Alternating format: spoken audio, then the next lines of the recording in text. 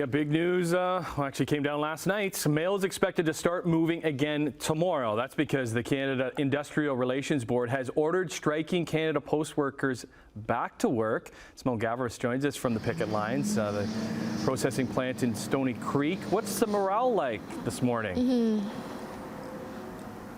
You know, Tim, there's a lot of people here today. Earlier, there was music playing. They have some cowbells that they're ringling today out here this morning. But, you know, the morale itself, I remember earlier a lot of people just said that it was strong. And going forward, we're going to be hearing more from the union later today about their reaction to this, because we've yet to hear anything ever since that news came out at 11:45 last night. But as Canada Post has said, they're hoping, or rather they say tomorrow, they're going to be fully operational as of 8 a.m. after 55,000 workers walked off the job a month ago, bringing all mail service to a halt. Now, many business groups, including the Canadian Federation of Independent Business, were calling for some kind of government intervention, and they said they wanted to bring this strike to an end. Overall, it's positive news, something that's very long overdue after just over a month of strike action. The reality is it's not going to save the holiday season for a lot of retailers who would have needed intervention quite a while ago. But small businesses were losing around $100 million a day. We put the total price tag there at about $1.6 billion. And it's important to get the mail flowing again.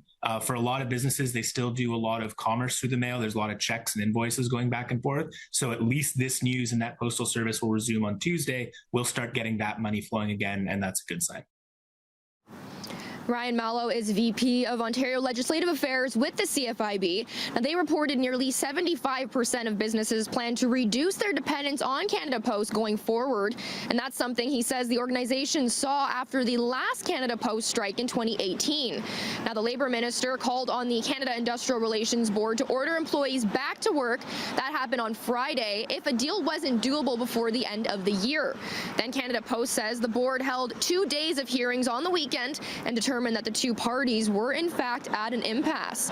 So now the existing collective agreement will be extended right through May. And in the meantime, the Crown Corporation has agreed to implement a 5% wage increase that's retroactive to the day after their contract expired almost a year ago.